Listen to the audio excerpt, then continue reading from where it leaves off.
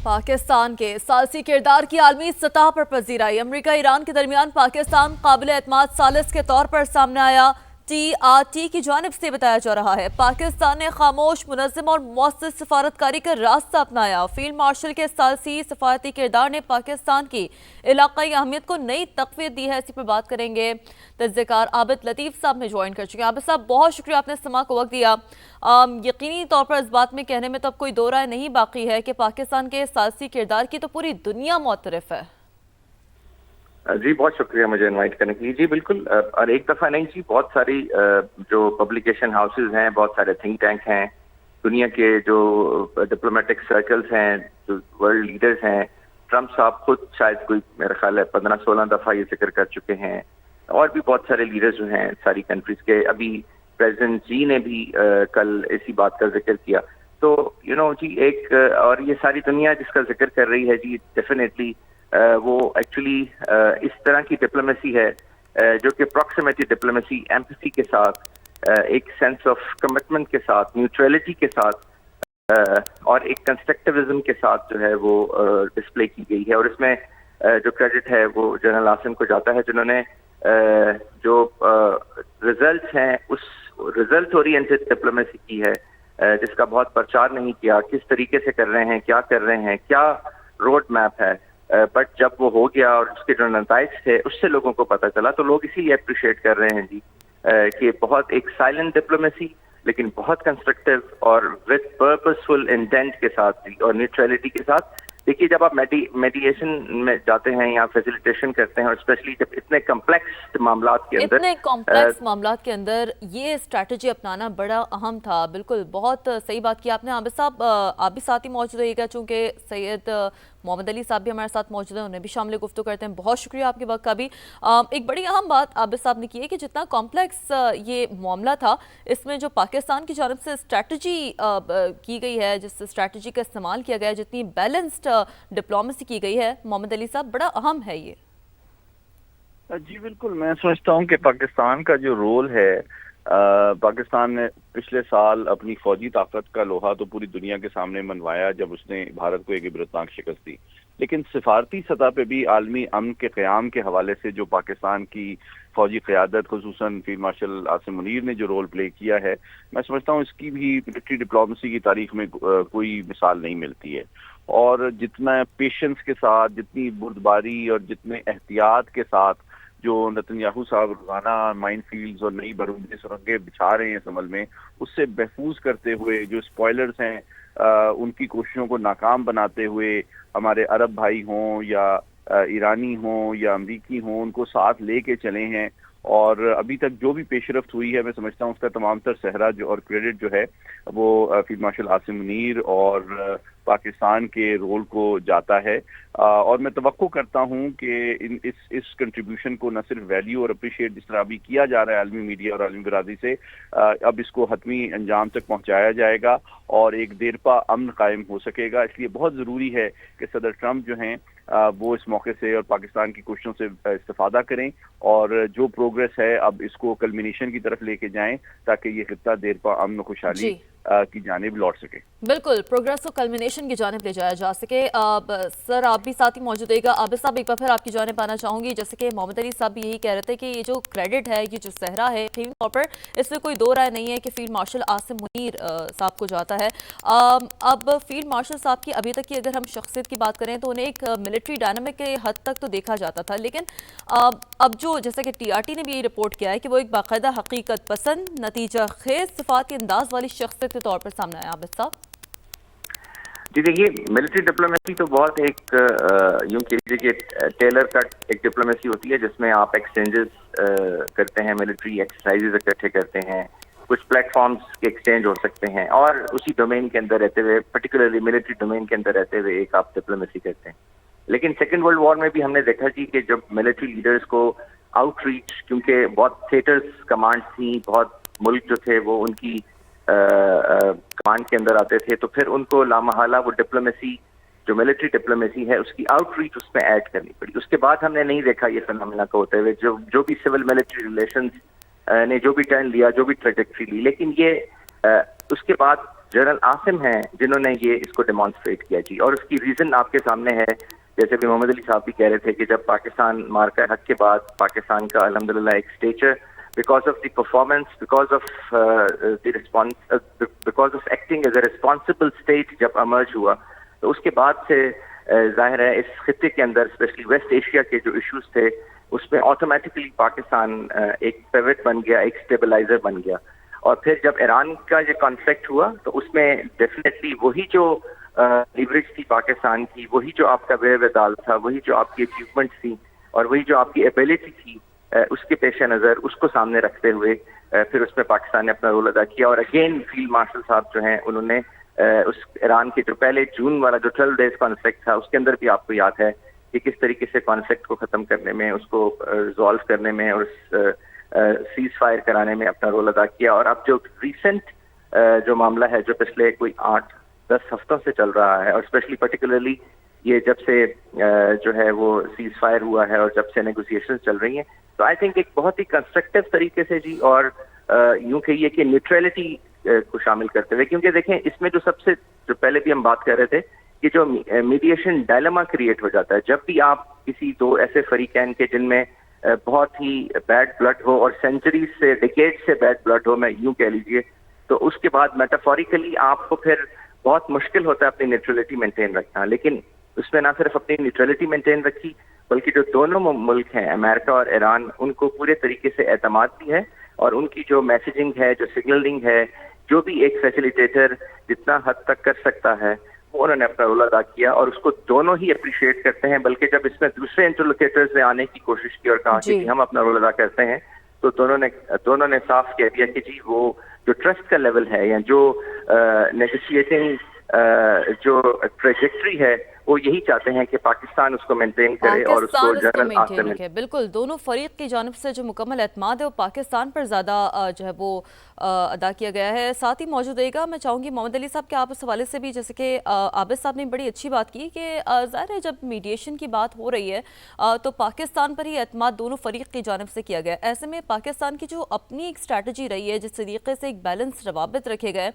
मशरिक़ वस्ता itself एक थोड़ा सा हमेशा से एक बड़ा कॉम्प्लेक्स फ्रेम ऑफ स्ट्रक्चर रहा है, लेकिन ऐसे में तमाम ममालिक को यूं साथ लेकर चलना और फिर एक इनिशिएटिव की जानिब लाना, क्योंकि जाहिर सी बात है सिफारतकारी की असल कामयाबी तो तशहीर नहीं बल्कि नताइज होते हैं। पाकिस्तान ने कर दिखाया है। मोहम्मद अली साहब।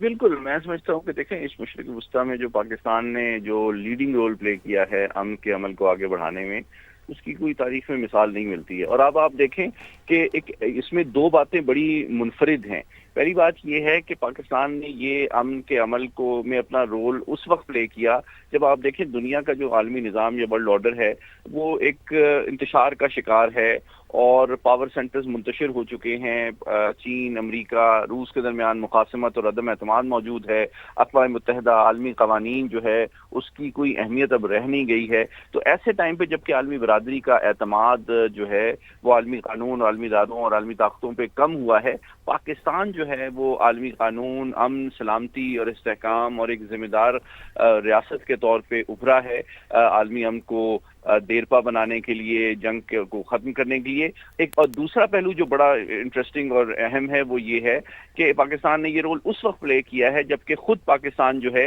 दहशतगर्दी के खिलाफ जंग में बरसर पैकार है और उसकी अफवाज रोज़ाना जो है बड़े पैमाने पर दहशतगर्दों, जो भारतीय स्पॉन्सर्ड दहशतगर्द तंजीमें हैं उनके खिलाफ कामयाबियाँ भी हासिल कर रही हैं। लेकिन इस दौरान भी पाकिस्तान ने अपने कायद आज़म, अपने बानी के पैन विजन के मुताबिक आलमी अमन और सलामती को प्रमोट करने के लिए अपना लीडिंग रोल प्ले किया है। और यकीनी तौर पे पाकिस्तान की चाहे हार्ड पावर हो, जिसका मुजाहरा हमने अल्हम्दुलिल्लाह पिछले साल किया, और आज पाकिस्तान की डिप्लोमेटिक इन्फ्लुएंस हो, ये दोनों जो एलिमेंट्स ऑफ नेशनल पावर हैं उसका पाकिस्तान ने बेहतरीन इस्तेमाल भी किया है इस खित्ते में आलमी अमन और सलामती को प्रमोट करने के लिए, अरब ममालिक की सिक्योरिटी के खदशात को मीट करने के लिए, ईरान को मजीद जंग की तबाही से बचाने के लिए, अमेरिका को फेस सेविंग देने के लिए। तो ये जो पाकिस्तान की सफारती रोल है اور اس کا میں سمجھتا ہوں تاریخ اس کو سنہرے حروف سے بہت طویل عرصے تک یاد رکھے گی۔ بالکل درست بات ہے۔ اچھا عابد صاحب، محمد علی صاحب نے ایک بڑی اہم بات کی ہے کہ ایسے وقت میں پاکستان یقینی طور پر میڈیشن کا رول نبھایا ہے جب پاکستان خود دہشت گردی کے خلاف جنگ لڑ رہا ہے، اور یہ TRT کی جانب سے بھی لکھا گیا ہے کہ فیلڈ مارشل نے مغربی سرحدوں پر دہشت گردی کے خلاف سخت موقف اپنایا ہے۔ ہم نے دیکھا ہے اس حوالے سے بھی جو بر وقت اقدامات ہیں وہ بھی لیے گئے ہیں۔ تو میں چاہوں گی عابد صاحب تھوڑا سا آپ اس حوالے سے بھی اس کا احاطہ کریں، کتنا چیلنجنگ پاکستان کے لیے رہا ہے، اور ایسے میں کتنا ایک پاکستان نے بہت ہی بیلنسڈ رول نبھاتے ہوئے اپنی ساکھ ہے نہ صرف خطے میں بلکہ پوری دنیا میں اپنا جو مقام ہے وہ منوایا ہے۔ جی دیکھیے، بالکل آپ نے ٹھیک کہا کہ پاکستان کو جو اس وقت سب سے بڑا چیلنج درپیش ہے وہ پاکستان کی انٹرنل سیکیورٹی کا کرائسس کریٹ کرنے کی کوشش کی جا رہی ہے۔ ایک کیوپلیکسٹی یعنی کیوس اور کمپلیکسٹی کریٹ کی جا رہی ہے پاکستان کے ویسٹرن بارڈر پہ، اور سب جانتے ہیں کہ وہ اس کے پیچھے کون ہے۔ اس کے پیچھے انڈیا ہے جو کہ اس کی فائنینسنگ بھی کر رہا ہے، ان کو سپورٹ بھی کر رہا ہے، ان کی فزیکل سپورٹ بھی کر رہا ہے، ان کی فائنینشیل سپورٹ بھی کر رہا ہے، اور اس کے ساتھ ساتھ ڈیفینیٹلی اسرائیل بھی ہے جو کہ ایک بہت بڑا ایلائے ہے انڈیا کا، جس کا پروف ابھی جب بگرام بیس کے اوپر جو ان کے ڈرونز اسمبل کر رہے تھے، اور جو ایک اسمبلی کا ایک پورا ایک پروجیکٹ تھا، جب اس کو ڈسٹرائے کیا گیا تو وہاں سے بھی یہ چیز ہوئی۔ تو ایک اس علاقے کے اندر ایک بڑے عرصے سے یہ کوشش کی جا رہی ہے کہ پاکستان کے جو ویسٹرن بارڈر ہے اس کو بھی ڈیسٹیبلائز کر دیا جائے۔ تو دیکھیں جس طریقے سے جنرل عاصم نے اس کو بھی ٹیک آن کیا ہے اور یہ کلیئر کر دیا ہے کہ 1 انچ بھی اگر پاکستان کی ٹیریٹری کے اوپر کہیں سے بھی کسی بھی قسم کی کوئی ایگریشن ہوگی، پاکستان کی جو سوورینٹی ہے یا جو ٹیریٹوریل انٹیگریٹی ہے اس کو اگر وائلیٹ کیا جائے گا تو اس کا جواب دیا جائے گا۔ نہ صرف وہاں پہ صرف اس at the point of application جواب دیا جا رہا ہے جی، بلکہ اس کے پیچھے جو اس کی پوری کل چین ہے، جس میں اس کے battalion headquarters, brigade headquarters, اس کے کلنگ زونز، اس کے پیچھے لاجسٹک ہیڈ کوارٹرز، وہاں جہاں پر ریکروٹمنٹ ہوتی ہے، اس پوری کو ہٹ کیا جاتا ہے۔ پاکستان کا دیکھیں، افغان لوگوں کے ساتھ کوئی دشمنی نہیں ہے، وہ ہمارے بھائی ہیں، اور پاکستان نے ہمیشہ ان کو سپورٹ کیا ہے، بلکہ پچھلے 50-60 سال سے سپورٹ کر رہے ہیں، اور جتنا پاکستان نے سفر کیا ہے اس سپورٹ کرنے میں کبھی بھی کسی کنٹری نے نہیں کیا۔ لیکن جو یہ ایلیمنٹ ہے، کیونکہ دیکھیں افغانستان اس وقت ایک جیوگرافیکل ایکسپریشن بن گیا ہے، وہاں پہ اسٹیٹ کام نہیں کر رہی، وہاں پہ نان اسٹیٹ ایکٹرز ہیں، وہاں پہ وار لارڈز ہیں، وہاں پہ آرمڈ گروپ ہیں، اور انہی armed group non state actors اور جو ایک یہ ملیٹنٹ ایلیمنٹ ہے، اسی کا انفراسٹرکچر اور اسکیفولڈ ہے جو اوپر جا کے افغان رجیم بن جاتا ہے، یعنی وہ اسی کا دیٹ از دا اسکیفولڈ جس کے اوپر ان کی گورنمنٹ کام کر رہی ہے، سو کالڈ گورنمنٹ۔ تو اس لیے یہ جو مینس ہے اس کو ٹیک آن کرنا، پھر افغانستان میں بھی پاکستان پوری دنیا کی جنگ لڑ رہا ہے۔ دیکھیں جو اگر آپ تو آئی ایس کے لوگ، داعش کے لوگ، القاعدہ کے لوگ، پوری دنیا سے اس وقت جو ٹیررسٹ ہیں وہ آ کے افغانستان میں اکٹھے ہو گئے ہیں، اور سب کو پتہ ہے کہ ان کا ایجنڈا ریجنل نہیں ہے، ان کا ایجنڈا پرٹیکولرلی پاکستان نہیں ہے، ان کا ایجنڈا گلوبل ہے۔ تو پاکستان جب ان کو بھی ٹیکل کر رہا ہے، ان کے جو ایفیلیٹس ہیں ان کو بھی ٹارگٹ کیا جا رہا ہے، ان کو بھی آپریٹ پاکستان میں نہیں کرنے دیا جا رہا، ان کو ٹیک آن کیا جا رہا ہے، تو آئی تھنک یہ بھی ایک بہت بڑی اچیومنٹ ہے، اور پوری دنیا اس وقت اس کو بھی سراہ رہی ہے جی، in the context of General Asim's vision and leadership as vis-a-vis the western border, and also towards the region's stability as far as the West Asia is concerned. بالکل ایسا ہی ہے۔ اور محمد علی صاحب کیا ہی کہیے گا کہ ایک ملک بھارت جو کہ پاکستان کو آئسولیٹ کرنے کی خواہش رکھتا تھا، اور نہ جانے کیا کہ آپ نے مضمون مقاصد کے حوالے سے انہوں نے نہیں کیا، فتنہ الخوارج کا ذکر خود عابد صاحب نے بھی ابھی جیسے اپنی گفتگو میں کیا، کیا کہیے گا کہ اب پاکستان کی تو پوری دنیا جو پاکستان کی کوششیں ہیں، کاوشیں ہیں اس میڈیشن کے رول میں، اس کی معترف ہو گئی ہے؟ دیکھیے، 2 چیزیں پچھلے 1 سال کے دوران بالکل واضح ہو گئی ہیں۔ دنیا کے سامنے پاکستان کی طاقت، پاکستان کا ذمہ دار رول اور پاکستان کا امن کے لیے جو رول ہے وہ بالکل دنیا کے سامنے اظہر من الشمس ہو گیا ہے، جبکہ اس کے مقابلے میں آپ دیکھیں کہ بھارت جو ہے وہ اعتماد اور احترام پوری عالمی برادری، خصوصاً اپنے اسٹریٹجک پارٹنر لائک امریکہ اور مغربی طاقتوں کا بھی کھو چکا ہے، اور خود ان کی فوج جو ہے اس میں مسائل پیدا ہو رہے ہیں، کیونکہ وہ جسٹیفائی نہیں کر پاتی پاکستان سے 9 گنا بڑا جو دفاعی بجٹ ہے، وہ صرف اپنے ملک کے اندر مائنورٹیز کی نسل کشی اور ان کے خلاف مظالم ڈالنے اور مقبوضہ کشمیر کے لوگوں کے اوپر مظالم ڈالنے کے لیے استعمال ہو رہی ہے. تو یقیناً وہاں مورال اور ڈسپلن کے بھی بڑے مسائل ہیں، ان کا نیوکلیر سیفٹی سیکیورٹی کے بھی مسائل ہیں، اور ساتھ ہی ساتھ جو سنجیدہ دانشور و ناقدین ہیں وہ بھی وزیر اعظم مودی کی پالیسی اور تنگ نظری